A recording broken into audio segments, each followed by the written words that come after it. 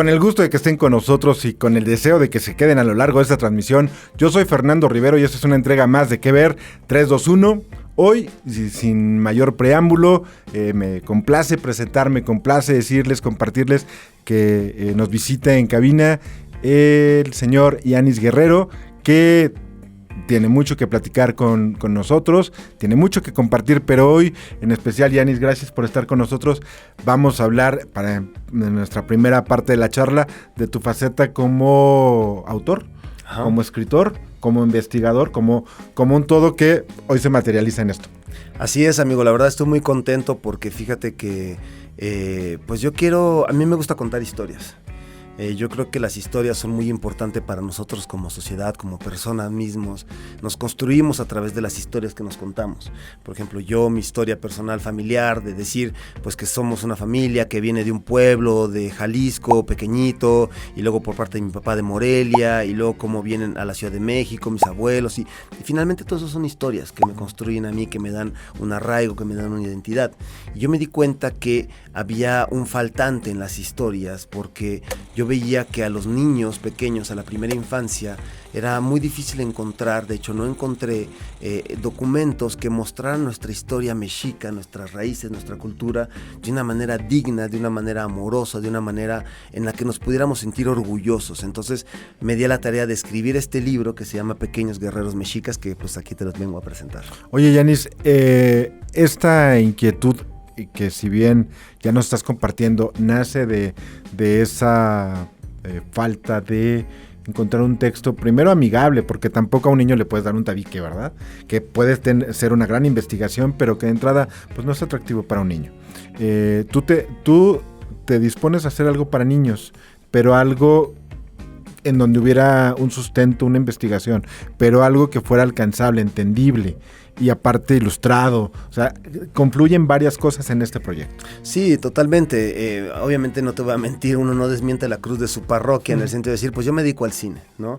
Yo soy actor, yo me dedico a contar historias para el cine y llevo ya pues casi 20 años en este trayecto del cine y he escrito muchos guiones y me ha tocado leer y trabajar con muchos guiones y toda esa riqueza, digamos, narrativa, yo la traduje en esta historia, en este cuento para niños, porque justamente, como bien dices, yo quería crear una historia sustentada en cosas históricas, por supuesto. Fueron 2 años de trabajo en este libro. 2 años. 2 años de investigación, de desarrollo, de contar y volver a contar, investigar y adentrarse, y de las ilustraciones, hacer storyboards, trabajar con el ilustrador, luego con otro, luego tener una asesoría visual, luego, en fin, un trabajo muy, muy, muy extenso. Pero también quería contarles nuestras historias, porque muchas veces estas historias mexicas prehispánicas son muy sangrientas. Son muy violentas, son muy agresivas, son muy lastimosas para uno mismo como persona cuando las cuenta, ¿no? Entonces uno no quiere transmitirles a los niños, ¿no? Toda esa sangre, toda esa violencia, toda esa agresividad.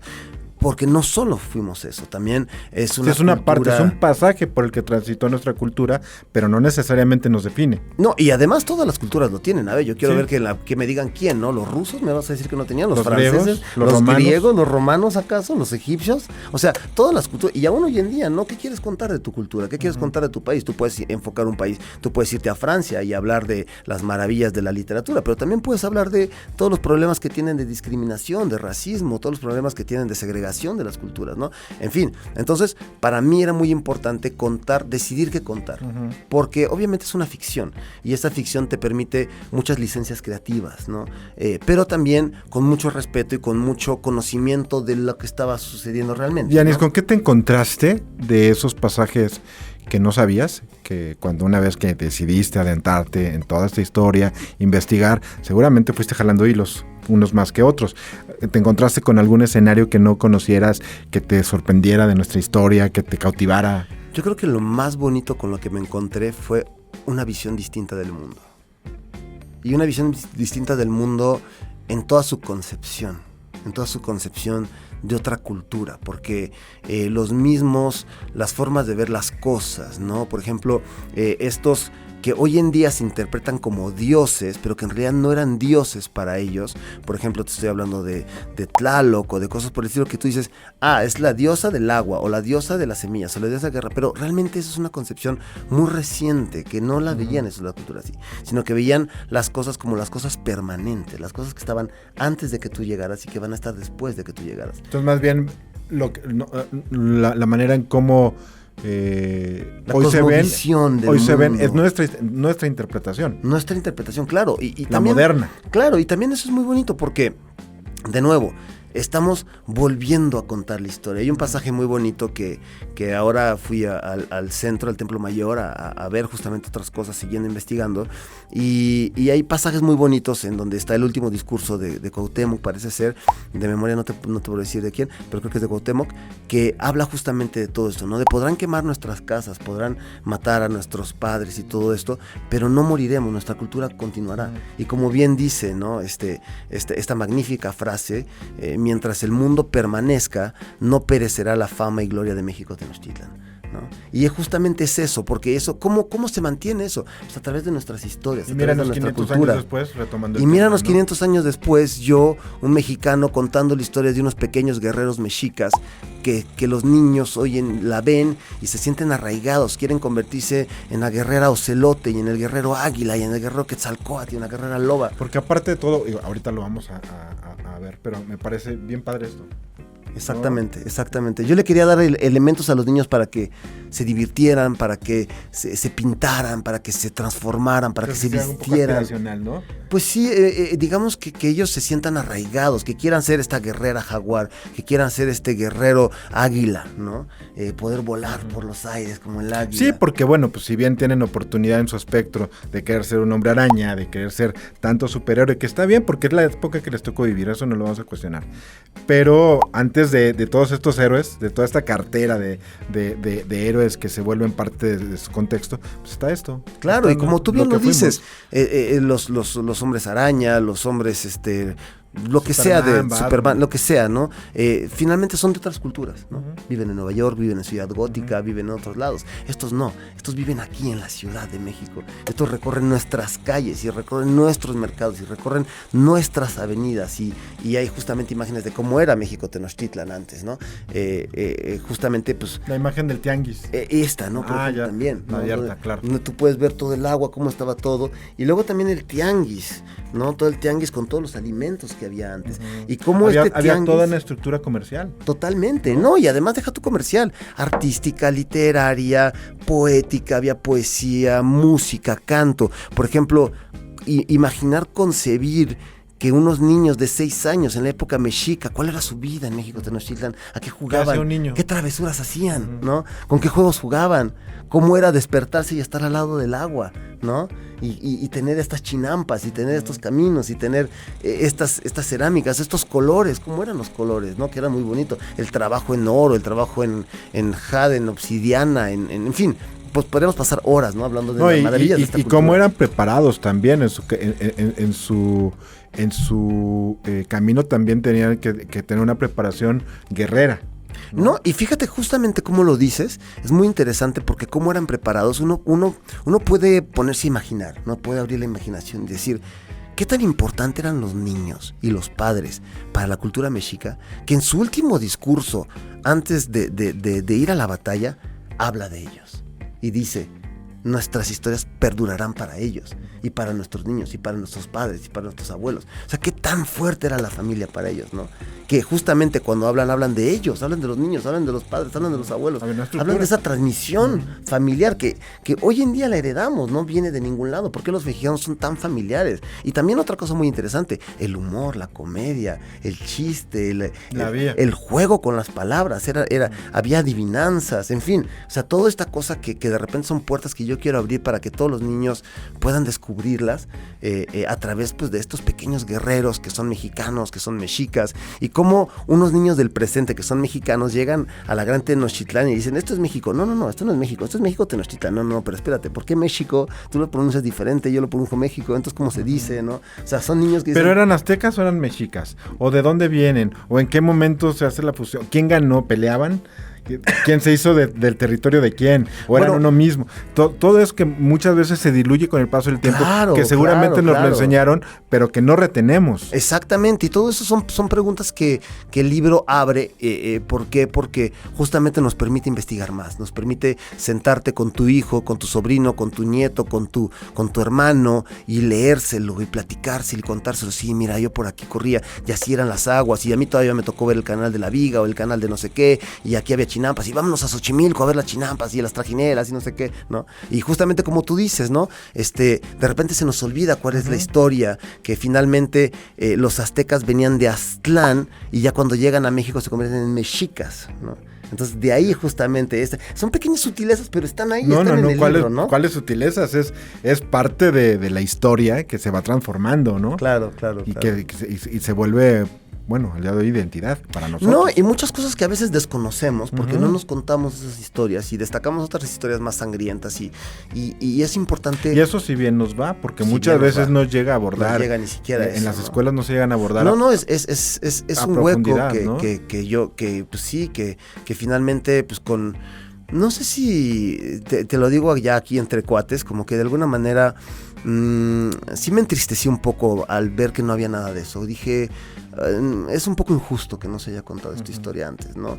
Pero bueno, aquí estamos para hacerlo, para contarlo. Es un poco injusto, pero ¿qué tan buena o mala o difícil o fácil fue la aceptación para que la escucha primero por parte de una editorial de tu propuesta y saber si era viable o no? ¿Tuviste anuencia luego? ¿Tocaste varias puertas? ¿Cómo fue ese proceso? Fíjate que fue bastante natural en el sentido de que pues yo no conozco para nada la industria editorial, soy totalmente novato, o sea, este es mi primer libro, desconozco todo, que además es un universo muy complejo, casi igual de complejo que el cinematográfico.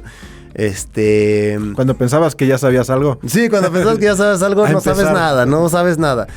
Fue muy bonito el trato con la editorial porque tuve mucha suerte de caer con una editorial que se llama Cuentos Artesana, que ellos tienen una visión de hacer puras cosas hechas en México. Todo el libro, por ejemplo, está impreso, las hojas, todo el trabajo está hecho en México, no está hecho en ningún otro lado. Ni se manda a hacer en China, ni en Argentina, ni en Colombia, no. Todo, absolutamente todo está hecho en México por una imprenta mexicana, por armadores mexicanos, por todas las hojas, todo absolutamente tiene una trazabilidad ecológica también, ¿no? O sea, que son cosas que a lo mejor yo no lo pensaba, pero la editorial me lo propuso y dije, claro, por supuesto que sí, tiene todo el sentido. Primero, darle más trabajo a la gente mexicana, ¿no?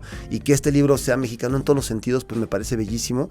Es algo que, gracias por permitirme hablarte de esto. Sí, claro, la verdad no tenía pensado hablar de eso, pero te agradezco que me hayas hecho la pregunta, porque justamente me permite agradecer a todo eso. El ilustrador es mexicano, toda la gente que participó en este libro son mexicanos, ¿no? La persona que nos ayudó, Tania Telles, el ilustrador José Cobá, Ana Fontes, abogada también, Paulina Seguí, Paulina Vargas, que toda la gente que participó, pues todos mexicanos, todos orgullosos de sus raíces. Entonces fue muy bonito, pero es una editorial muy pequeña, obviamente. En México, como sabes, es muy difícil imprimir libros, el trabajo editorial es casi de orfebre, ¿no? Y la industria también. Y la industria, ¿no? Momento, ¿no? Entonces, pues sí, hago un llamado, por supuesto, a Gandhi, al Péndulo, a todas las grandes librerías, Fondo de Cultura Económica, que nos ayuden a distribuir este libro. Está recién impreso, literal casi que se está secando. Te lo traje así, literal. Cosa que se agradece. Secándose el libro.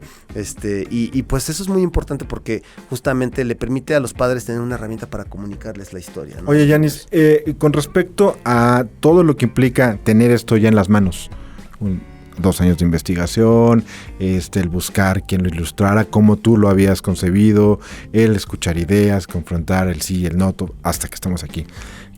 Con todo ese proceso que conoces, ¿qué opinión te merece, si es que hay alguna? El hecho de que hoy sabemos que pues, las autoridades con respecto o concernientes a la educación han omitido, quitado, puesto de los libros de texto ciertos pasajes de la historia porque no acomodan con su base ideológica o política, o de las dos. ¿Te genera algo esto después de que tú te enfrentaste a una investigación? ¿Hay algo que quieras decir? ¿Estás de acuerdo? ¿Estás en contra? Pues mira, yo desde mi trinchera te puedo decir que los procesos que he vivido con este libro han sido muy bonitos porque los niños lo reciben con mucho cariño. Uh-huh. Los niños se arraigan mucho a sus historias, se arraigan mucho a esta parte. Les encanta ver una historia que sucede aquí, en la ciudad, en el país en el que están viviendo, les encanta. Y por ejemplo hay algo muy bonito que pasó, que varios maestros que enseñan náhuatl ahora en estos nuevos cursos que se están dando, pues me lo están pidiendo para sus niños y están haciendo trabajos y quiero hacer una versión 100% náhuatl. Justamente, del libro. También me lo están pidiendo en Estados Unidos, muchos latinos que están allá. Me parece muy bonito que la gente en Estados Unidos, los mexicanos, también digan, oye, yo quiero contarle esta historia porque mi hijo está creciendo en Estados Unidos, pero también es mexicano y también tiene que saber de Quetzalcóatl y de los guerreros mexicas y de toda esta historia, ¿no? Entonces, digamos que a mí, desde mi trinchera, me ha parecido muy bello todo lo que ha sucedido con el libro, muy inesperado porque yo nunca lo hice con ningún propósito, pues nunca lo había hecho, es más. O sea, no sabía ni qué iba a pasar porque pues nunca lo había hecho. No, o sea, ahora sí que no. Y aún todo me parece mágico porque voy descubriendo, voy avanzando ahora sí en la oscuridad total y pues abro una puerta y me parece maravilloso todo porque pues no, yo no tengo ninguna experiencia en esto pues es mi primer libro realmente. Pero mira, está dando frutos. Está dando frutos, está conectando yo creo que con algo muy profundo de la gente, de los niños, de los mexicanos y que necesitábamos. Yo siento que está conectando con una raíz que estaba a lo mejor un poco dormida, podríamos decir, o un poco... pues ahí, que siempre está despierta, pero que está como a la expectativa. Y de repente tú la alimentas, tú le das algo de comer a esa raíz mexica de guerrero, jaguar, Quetzalcóatl y ¡buam! Ese espíritu. ¡Bumba! Te explota una bomba en el corazón, así te crece el centro de maguey, ¿no? O sea, es una cosa impresionante lo que despierta, ¿no? Oye, que además de esto, que si bien puedo entender que es algo que te ocupó por mucho tiempo, pues tu ocupación medular, tu vocación está más en el sentido interpretativo, ante las cámaras, en el cine principalmente. Pero, y con respecto a eso, pues, ¿qué viene? ¿Qué estás haciendo? Porque sabemos que constantemente estás creando, constantemente te llegan a ti propuestas, quizá unas no las tomas, quizá otras ya están en proceso, quizá otras estás desarrollando. ¿Qué está en la agenda en el mediano y en el largo plazo? Pues fíjate que... sí, como bien dices, tuve la oportunidad de terminar hace un par de semanas, una película muy padre con un director que tenía muchas ganas de trabajar con él, que es Gerardo Naranjo, que yo admiraba muchísimo. Tenía muchísimas ganas y afortunadamente la vida me permitió trabajar con él y bueno, me hizo muy feliz. Una serie también policíaca muy padre, con un reparto padrísimo, con Carlos Carrera de director. Mira nomás. Sí, he tenido mucha suerte, la verdad, porque son grandes contadores de historia. Y ahora estoy trabajando en una serie que no puedo hablar mucho, pero bueno, te puedo comentar que es de los 90s. Ambientada de los 90s, también es muy interesante porque pues era otro país, ¿no? Cómo ha cambiado también, ¿no? Es impresionante, sí. Y pues bueno, yo tengo una casa productora con la cual escribo, produzco guiones. Te platicaba de una novela que compramos los derechos que se llama El arte de la resurrección, que ganó un premio Alfaguara de novela. Es un premio muy padre porque es un premio que los autores de todo el mundo hispano, argentino, chileno, peruano, mexicano, lo mandan, pero de forma anónima, lo leen y el que más les gustó gana ese año, ¿no? Y ese año, creo que fue el 2014, ganó El arte de la resurrección de Hernán Rivera Letelier. Y bueno, hicimos la adaptación y ya filmamos la película y ahora nos encontramos en postproducción. Cuéntame, ahorita me cuentas de la película y lo que nos puedas compartir, pero cuéntame el proceso de comprar los derechos de una obra. ¿A qué te enfrentas? ¿Es rápido, no es rápido? ¿Hay conversaciones con el autor o directamente es con la editorial? ¿Se paga mucho? ¿Por cuánto tiempo? Es toda esta cosa que de repente escuchamos. Compré los derechos de la obra, me la traje para acá y ya estamos en temporada. Sí, pero hay mucho atrás, ¿no? Funciona, ¿no? O sea, no es nada más. Tú quieres conocer las bambalinas, sí, lo que pasa detrás, los secretos de la cocina. No fui al súper a comprar los derechos de algo y ya regresé con ellos, ¿no? Sí, claro. Hay un proceso. Hay un proceso, sí, por supuesto que hay un proceso. Algo muy padre, digamos, de ese proceso que te comparto es que hay que adentrarse en los derechos de autor, porque muchas veces uno mismo no los conoce. Parte mismo de este libro tenemos abogados justamente porque hay que cuidar esas cosas, ¿no? Hay que conocer. Y qué bueno que lo haces. Sí, hay que conocer, hay que saber cuidarse, hay que saber cómo funcionan, hay que saber qué significa, ¿no? ¿Qué firmas? ¿Qué firmas? ¿Qué es la titularidad? Y sobre todo esto que son pues dibujos, muñecos, etcétera, pues saber que tienen saber vigencia, que tienen, ¿no? Sí, todo, ¿no? Todo lo que tú tienes. Entonces, bueno, un libro lo escribe el autor y hay muchos casos distintos, no hay un solo escenario, o sea, hay muchos escenarios posibles, pero en general tienen como abogados que ellos son los dueños de su escrito y lo licencian a las editoriales. Entonces lo licencian para la impresión de un tiraje de X cantidad de ejemplares. Bueno, es que son muchos casos de figuras, pero imaginemos que lo licencian, ellos siguen siendo dueños de su escrito, ¿no? Entonces ellos te lo licencian para hacer una película. Y entonces ahí hay muchos tipos de negociaciones. Es una película hecha en México, ok, y luego ¿qué más? O sea, ¿qué más estás comprando? Estás comprando también el hecho de que nadie más pueda volver a hacer una película, nadie más puede hacer una película en español, nadie más puede hacer una película en inglés. En fin, son una cantidad de cosas que tú vas negociando, ¿no? Una vigencia, un pago por los derechos del libro, pero dependiendo también del costo de la producción de la película. Por lo general, los derechos de los libros están rondando aproximadamente en un 4%, 5% del costo total de la película.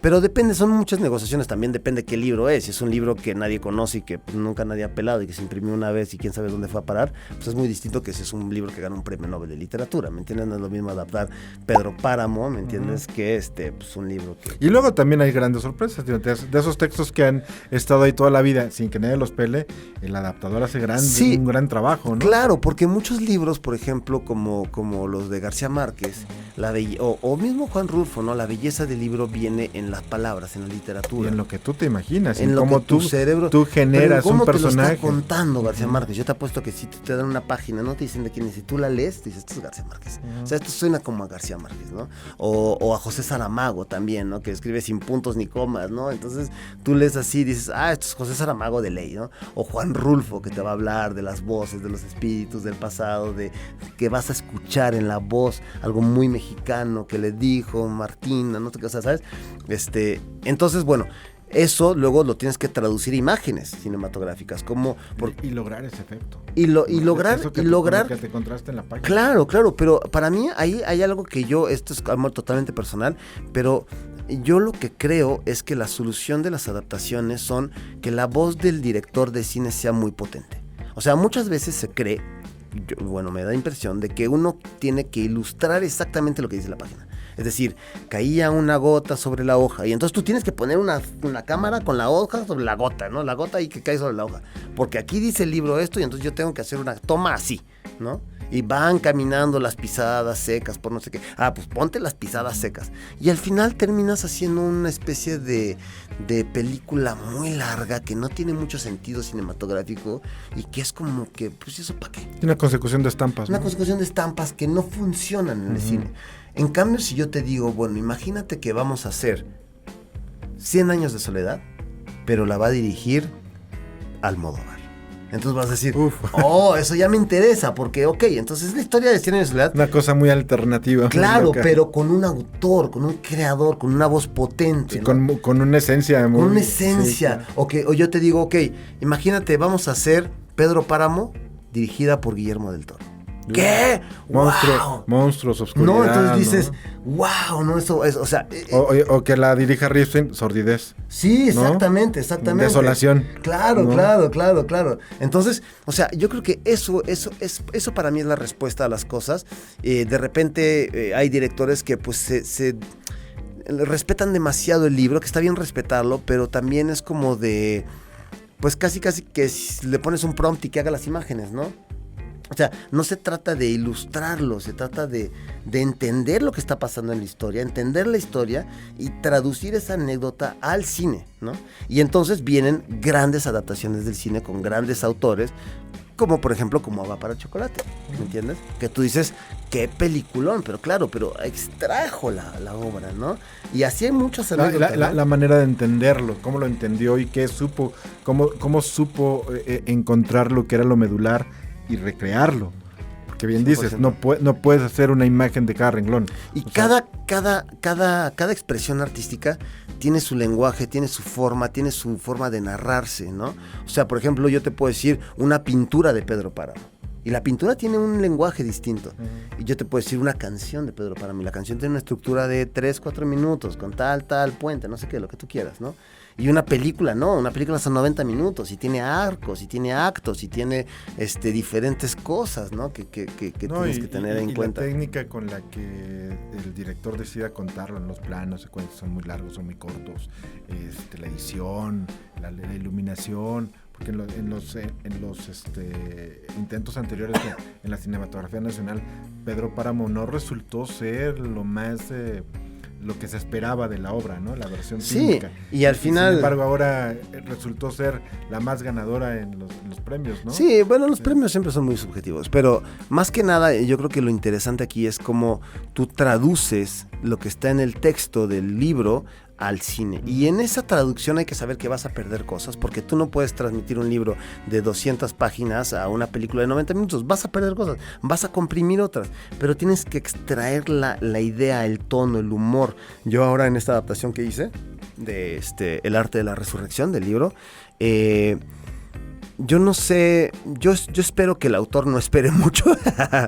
Yo espero que el autor no entienda esto, ¿no? Porque yo creo que va a estar contento porque va a decir si entendiste de qué iba el libro más allá de las palabras, ¿no? ¿De qué va? ¿Qué nos vas a contar o qué nos contaste? ¿Ya está hecha? Sí, ya está hecha. Sí, ya está, ya la filmamos, ya la estamos postproduciendo. Es una historia muy divertida porque es un predicador de pacotilla. Sucede en México en algún momento del siglo pasado, así empieza la película, en algún lugar de México en algún momento del siglo pasado. Y este predicador de pacotilla, que se llama Domingo Zárate, desde niño tuvo visiones apocalípticas y veía cosas en las nubes y predicaba a sus amigos, ¿no? Y entonces él como que... Cuando muere su madre, tiene una tristeza muy grande y se quiere suicidar. Y dice, no, eso es contra natura, mejor voy a dedicar mi vida a llevar la palabra del Señor y a curar a la gente con plantas y hacer buenas obras de mi vida, ¿no? Entonces dona todo y se convierte justamente en un predicador. Pero también es muy humano, ¿no? Es muy enamoradizo, le gustan las mujeres, es muy divertido, la gente se lo cabulea en los pueblos, le dicen tú, Cristito de pacotilla, ¿me entiendes? Entonces, y este tipo, pues todo el tiempo está teniendo visiones y entonces de repente empiezan a pasarle cosas que ya no sabes si es un milagro o no es un milagro, porque en realidad le está ayudando. Y también pues viene toda la parte muy revolucionaria de Jesús, porque él pues está viendo, digamos, en la Biblia y en el país en el que está viviendo esta pobreza y cómo también hay una cierta opulencia, ¿no? En la iglesia, ¿no? Del Vaticano y todo eso que pues, de oro, ¿no? Entonces él como que vuelve a vivir y le empiezan a pasar cosas que pues no puede decir, pues levanta la mano y cae un rayo, pues la levantó y cayó el rayo justo al mismo tiempo, ¿no? Y no, pues es el Señor, pues la mitad le cree, la otra mitad no le cree, ¿no? Entonces, y así se pasa la película. Y entonces este tipo, un día en un pueblo, en el que ya también lo quieren correr del pueblo, se entera que hay una mujer que se llama Magdalena Mercado. Y dice, no hombre, pues tengo que ir a buscarla para que sea mi discípula, porque además de ser la mejor en su oficio, pues es muy devota, ¿no? Entonces dice, no, pues la tengo que ir a buscar, y la va a buscar al pueblo. Pues resulta que en el pueblo hay una huelga minera. Y entonces es toda una especie de enredos que están pasando entre este predicador que se pelea con el cura del lugar y con los mineros y con Magdalena y la trata de convencer y en fin, muchas peripecias ahí. ¿Y diriges tú? Y dirijo yo. Mira, sí. ¿Es tu primera trabajo en dirección? No es mi primer trabajo en dirección. Hice una película que se llamó Juan y Vanessa hace muchos años, como 7 años, 6 años, pero en esa no actuaba. Y luego tuve una película que se llamó Hijo de Familia, que todavía no se estrena, en la que dirigí, actué la mitad de la película porque se paró por el COVID. Y ya cuando retomamos, el director, que es Rafa Lara, estaba filmando una serie que se llama El Centauro, y ya no la pudo filmar él, esa otra parte, que era como un tercio de la película que faltaba, pues yo la dirigí, la filmé, y ahora yo la dirigí y la actué y la protagonicé toda la película. ¿Tenemos ya fecha de...? No, apenas estamos terminando la edición y la postproducción, y apenas estamos entrando a procesos. ¿Con quién vas? ¿Con quién compartiste escena? Con Alfredo Huereca, con Pancho Rodríguez, con Andrea Aldana, con pues un elenco muy muy padre que me acompañó, la verdad, de pues, gente muy muy talentosa, que uno como director pues tiene la fortuna, ¿no? Carlos Aragón también, de dirigir, y pues muy padre, la verdad. Es una película, es muy interesante porque hasta el proceso de actuar y dirigir, wow, qué locura. No, ya lo creo. Sí, pero sí, bueno, pues qué bueno que hayamos podido platicar. Sí, qué bueno que tengamos aquí pequeños guerreros mexicas. Así que va incluso a Estados Unidos, ya nos dijiste. Sí, va a Estados Unidos, también a Alemania me lo pidieron. Sí, y es que acabamos de empezar, entonces Y mira, ya está dando. Esperemos que tenga un largo camino. Esperemos que sí. Y esperemos que en lo subsecuente pues nos vengas a compartir cómo van los proyectos. Claro que sí. Sí, cuando se estrene la película y lo que también estés cocinando. Muchísimas gracias por la invitación. Esta fue una entrega más de Que Ver 321. Yo soy Fernando Rivero. Estuvo conmigo el señor Yanis Guerrero. En la producción el señor Darío Soto. Y desde la redacción del periódico La Universal, yo me despido invitándolos a que nos sigan en las siguientes transmisiones. Y mientras tanto, tengan ustedes lo que resta del día de la mejor manera. Hasta la próxima.